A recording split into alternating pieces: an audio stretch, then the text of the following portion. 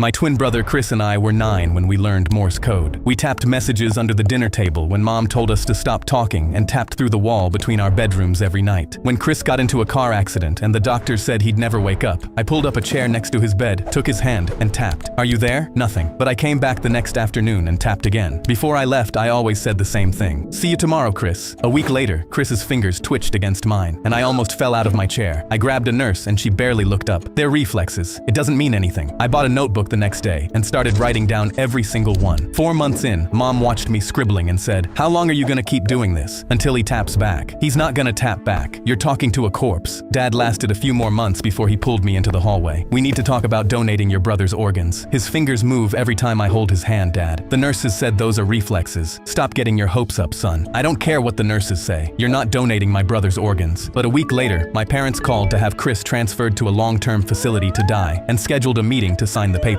The afternoon before the meeting, I tapped into his palm like always, but this time, something tapped back. Short, short, short. Long, long, long. Short, short, short. SOS. I grabbed his hand. "Chris, if that's you, squeeze once." He squeezed so hard my knuckles cracked. I stormed into the meeting room and told them my brother just responded to me. The caseworker said, "This is very common with families who aren't ready to let go." My parents nodded. I grabbed the transfer papers off the table. "You're not signing anything until you come see for yourself." I walked them to Chris's bed and grabbed his hand. "Ask him anything." The caseworker asked what year it was. Chris squeezed out the answer. "Count to 5. 5 perfect squeezes." His mother's name, tapped out letter by letter. By the 10th question she said, "He's still alive. We can't move him." Weeks later, I asked Chris what kept him fighting when everyone gave up. Heard Mom call me a corpse. Heard Dad say donate my organs. Heard all of them leave, except you. I asked why. "I wanted to see you too."